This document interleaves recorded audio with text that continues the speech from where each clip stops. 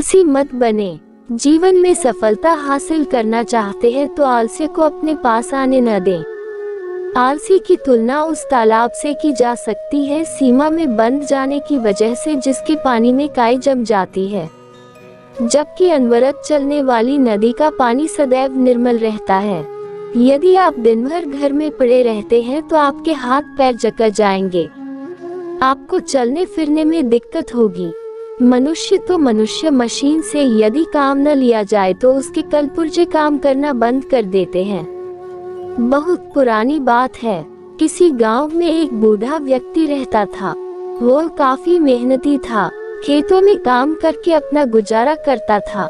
उसके 3 लड़के थे जो बड़े ही आलसी थे।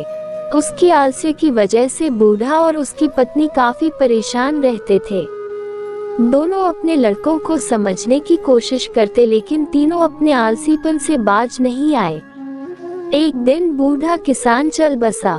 बुढ़िया ने अपने बेटों को खेत पर जाने के लिए कहा, लेकिन वे गए नहीं। जब तक अनाज था बुढ़िया ने उनको बना कर खिलाया। आखिर में एक दिन घर का सारा अनाज खत्म हो गया।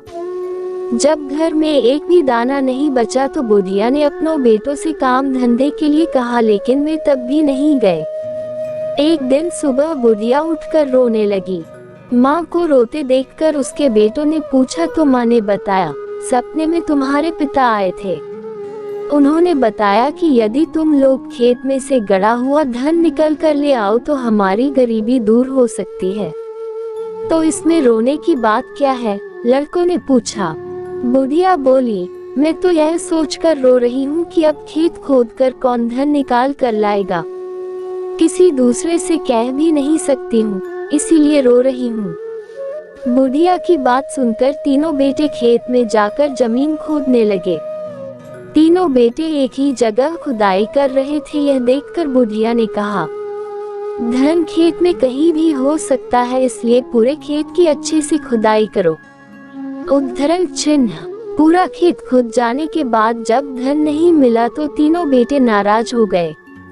बुढ़िया ने कहा, ठीक है, सपने में तुम्हारे पिता आने पर मैं उनसे इसकी शिकायत करूंगी। जब खेत की खुदाई हो गई है तो क्यों न इसमें अनाज बो दिया जाए। बेटों ने अनाज बो दिया। कुछ ही दिनों में खेत में फसल लहराने लगी। फसल काटने का वक्त आया तो एक दिन बुढ़िया फिर रोने लगी। बेटों ने पूछा, अब क्या हुआ?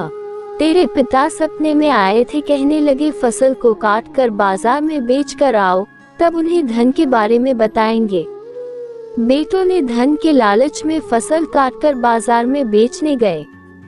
फसल बेचने पर जब उन्हें धन मिला तो तीनों बेटे बहुत खुश हुए।